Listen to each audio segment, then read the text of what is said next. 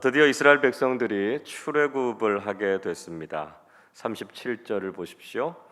이스라엘 자손이 람셋을 떠나서 숫곳에 이르니 유아 외에 보행하는 장정이 60만 가량이요, 이렇게 말씀하고 있습니다. 이스라엘 백성들이 고센 땅의 람셋으로부터 떠나서 숫곳에 이르렀다, 이렇게 이야기하고 있습니다. 이 숫곳이라고 하는 곳, 람셋에서부터 남동쪽으로 약 52km 정도 떨어져 있었던 텔엘 마스쿠타라고 하는 지역으로 추정하고 있습니다. 출애굽의 여정에 올랐던 사람들이 장정만 60만 명, 어린아이들과 여자들까지 포함하면 대략 한 200만 명 정도 됐다, 이렇게 보고 있습니다. 이들과 함께 수많은 잡족들과 가축들도 같이 나왔다, 이렇게 이야기하고 있습니다. 10가지 재앙으로 인해서 애굽이 절망과 낙심 속에 빠져 있었고요. 그 와중에 이스라엘 백성들만이 아니라 다른 민족의 노예들도 애굽에서 함께 나오게 된 것이죠.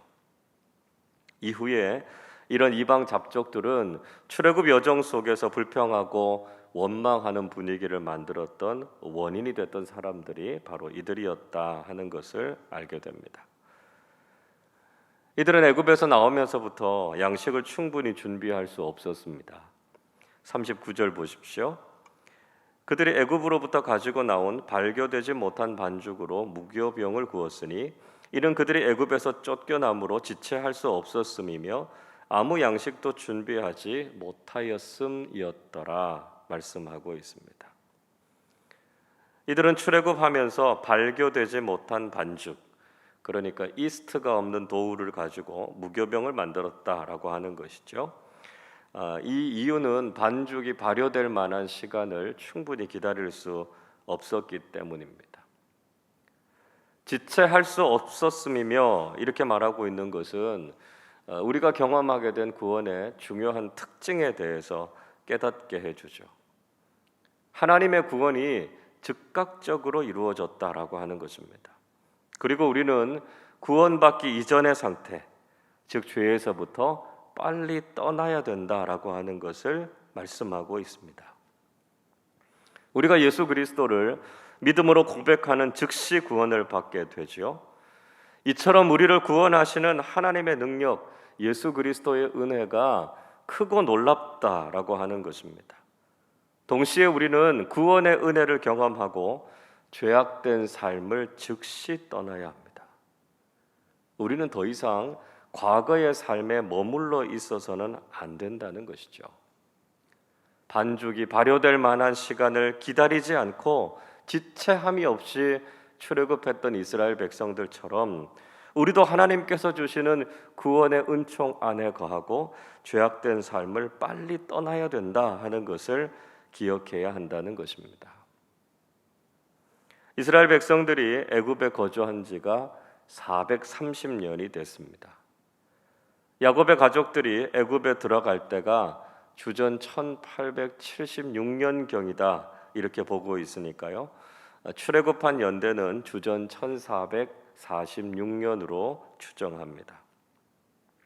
이렇게 출애굽을 해서 나오는 이스라엘 백성들을 향해서 오늘 본문의 말씀은 여호와의 군대다, 이렇게 묘사하고 있습니다. 41절 보십시오. 430년이 끝나는 그날에 여호와의 군대가 다 애굽 땅에서 나왔은즉 말씀하고 있죠. 사실 이 출애굽하는 이스라엘 백성들을 가리켜서 객관적으로 군대다 이렇게 보기는 좀 무리가 있습니다.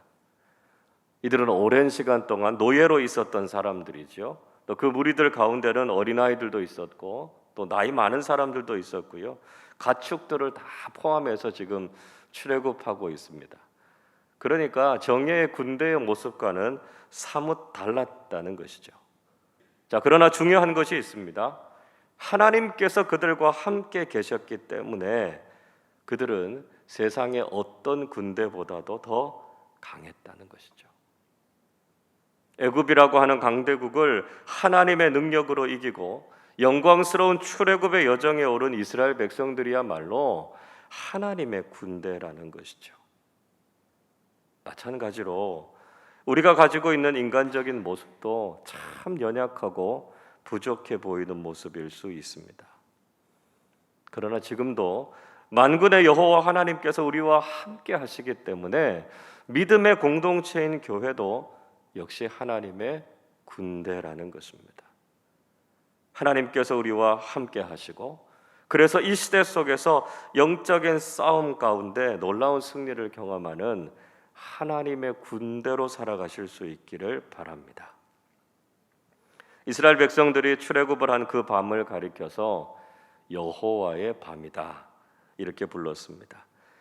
42절 말씀 우리 같이 한번 읽어보겠습니다. 이 밤은 그들을 애굽 땅에서 인도하여 내심으로 말미암아 여호와 앞에 지킬 것이니 이는 여호와의 밤이라 이스라엘 자손이 다 대대로 지킬 것이니라. 하나님께서는 출애굽한 그 밤을 잊지 말라 이렇게 말씀하셨습니다. 그 밤은 하나님의 도우심을 통해서 기적 같은 구원의 은혜를 경험한 밤이었습니다. 그래서 그 밤을 가리켜서 여호와의 밤 이렇게 불렀죠. 대대로 절기를 지켜서 기억하라 말씀하셨습니다. 우리도 죄와 사망으로부터 구원받았던 그 구속의 은혜를 늘 기억해야 된다는 것이죠. 그리고 그 구원의 감격 가운데 살아가는 사람들이 되어야 합니다. 하나님께서는 출애굽의 은혜를 기억하면서 유월절의 규례를 지키라 이렇게 말씀하셨습니다. 43절 보시면 하나님께서 모세와 아론에게 유월절의 규례에 대해서 구체적인 내용을 말씀하고 있습니다. 우선 이 유월절 음식은 이스라엘 백성들만 먹고 이방 사람들은 먹지 못할 것이다 이렇게 말씀하셨습니다. 자, 이렇게 말씀하고 계신 이유는 하나님을 믿는 믿음의 사람으로서의 정체성을 가지고 있는 사람이 이 유월절에 참여할 수 있고 유월절 음식을 먹을 수 있다는 말씀입니다. 이 말씀을 자칫 오해하면 마치 이스라엘 백성들이 가지고 있었던 것 같은 배타적인 선민 사상에 빠질 수도 있습니다. 그러나 이 말씀이 의미하고 있는 것은 단지 민족적인 배타성을 의미하는 것이 아니고요. 하나님의 백성이라고 하는 분명한 정체성이 중요하다 하는 것을 말씀하고 있는 것입니다. 이어지는 말씀 속에서 우리는 그 사실을 확인할 수 있습니다. 44절 보시면 각 사람이 돈으로 산 종은 할례를 받은 후에 이 유월절 음식을 먹을 수 있었다는 것이죠. 그러니까 이 말씀은 신분에 상관없이 유월절에 참여할 수 있다는 것입니다. 즉 구원의 은혜는 특정한 신분이나 계급의 사람들만 누리는 것이 아니라 누구에게나 다 열려 있다라고 하는 것을 말씀하고 있는 것이죠. 45절에 보시면 거류인과 타국의 품꾼들은 먹지 못할 것이다 이렇게 말씀하셨죠. 그러나 그들이 할례를 받으면 이 유월절을 지킬 수 있었습니다. 48절은 이렇게 말씀합니다. 너희와 함께 거류하는 타국인이 여호와의 유월절을 지키고자 하거든 그 모든 남자는 할례를 받은 후에야 가까이 하여 지킬지니 곧 그는 본토인과 같이 될 것이나 할례 받지 못한 자는 먹지 못할 것이니라 말씀합니다. 유월절 규례가 이방인들에게는 완전히 제외가 된 것이 아니었다는 것이죠. 할례를 받고 본토인처럼 되면, 즉 유대인처럼 되면 이 유월절에 참여할 수 있었다는 것입니다. 중요한 것은 그들이 할례를 받고 언약의 백성이 되어야만 참여할 수 있었다라고 하는 것이죠. 우리가 누리게 되는 이 구원의 은혜도 특정한 민족이나 사람들에게만 주어진 것이 아니라 믿음으로 거듭난 모든 사람들에게 주어져 있다는 것을 보여주고 있습니다. 그래서 구원의 은혜가 배타적이거나 차별적인 것이 아니라 예수를 믿는 모든 사람들에게 다 주어지는 은혜다 하는 것을 기억해야 한다는 것이죠. 계속해서 하나님께서는 유월절 양을 먹는 규례에 대해서 말씀하셨습니다. 46절 보십시오. 한 집에서 먹되 그 고기를 조금도 집 밖으로 내지 말고 뼈도 꺾지 말지며 이렇게 말씀합니다. 유월절 양을 먹을 때는 한 집에서 그 집 안에서 먹으라 이렇게 말씀하고 계십니다. 자, 이 말씀은 장자 죽음의 재앙 때에 양의 피를 문설주에 바르고 그 집 안에 머물지 않았습니까? 그래야만 생명을 지킬 수 있었던 것이죠. 즉 유월절 어린 양이신 예수 그리스도의 구속의 은혜 안에 머물러야 된다라고 하는 의미입니다. 자, 또 다른 중요한 의미는 한 집이다라고 하는 의미죠. 즉 우리는 예수 그리스도를 믿는 믿음 안에서 한 집이 됐다는 겁니다. 한 공동체가 되었다라고 하는 것이죠. 교회는 예수 그리스도의 몸이고 우리는 그 지체됐다라고 하는 것을 기억해야 된다는 것이죠.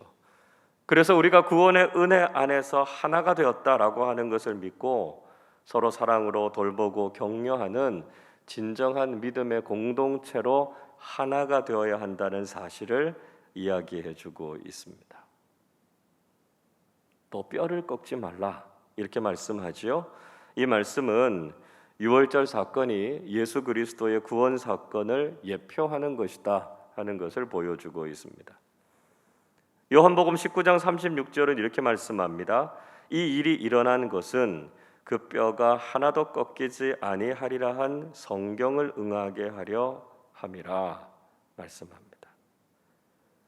예수님께서 십자가에 달리셔서 6시간 만에 돌아가셨기 때문에 예수님의 다리가 꺾이지 않았습니다. 이 말씀은 예수님이 하나님께서 약속하신 메시아로 이 땅에 오셨다는 것이고요. 유월절 어린 양이 되셔서 우리의 모든 죄를 대속하셨다라고 하는 것을 증언하고 있는 것입니다. 자, 이렇게 이스라엘의 출애굽 사건은 실현되어졌습니다. 51절 말씀 같이 읽어보겠습니다. 바로 그날에 여호와께서 이스라엘 자손을 그 무리대로 애굽 땅에서 인도하여 내셨더라. 하나님께서 바로 그날에, 즉 애굽의 장자들과 첫 새끼들을 다 죽이시고 기적적인 은혜로 이스라엘에게 구원을 주셨다라고 하는 것이죠. 우리도 마찬가지입니다. 도저히 벗어날 수 없을 것 같았던 죄와 사망에서부터 예수 그리스도의 십자가의 은혜를 통해서 구원의 은혜를 경험하게 됐습니다. 우리에게 주어진 이 구원의 사건도 이렇게 놀라운 은혜였고요. 우리가 감격적으로 기억해야 할 사건이라는 것이죠. 아무리 힘들고 어려운 시간들이 있을지라도 우리는 죄에서부터 우리를 구원해 주신 이 감격적인 구원의 기쁨과 은혜를 잊지 말아야 한다는 것입니다. 그리고 날마다 이 구원의 은혜를 기억하고 하나님 앞에 감사하는 사람들이 되어야 한다는 것이죠. 우리에게 영원한 생명, 구원의 소망을 주신 하나님께 감사드리고 구원받은 사람답게 살아가는 우리 모두가 되시기를 주님의 이름으로 축원합니다. 기도하겠습니다. 사랑과 은혜가 풍성하신 아버지 하나님, 죄와 사망으로부터 기적적인 구원의 은혜를 베풀어 주셔서 하나님의 자녀로 살아가게 하시고 하나님 나라를 소망하며 살게 하시니 감사드립니다. 우리가 더 이상 죄 가운데 살지 않게 하시고 속히 죄를 떠나서 하나님의 군대답게 하나님의 자녀답게 살아가게 해 주시옵소서. 저희들이 그 어떤 순간 속에서도 하나님께서 베풀어 주신 구원의 은총을 잊지 않게 하여 주시고 그 은혜에 감사하고 감격하면서 살게 하여 주시옵소서. 우리가 구원받은 하나님의 백성이라는 정체성을 잊지 않게 하여 주시고 늘 하나님의 말씀에 순종하고 하나님의 뜻을 이루며 살아가는 믿음의 사람들 되게 하여 주시옵소서. 감사드리며 우리 주님 예수 그리스도의 이름으로 기도하옵나이다. 아멘.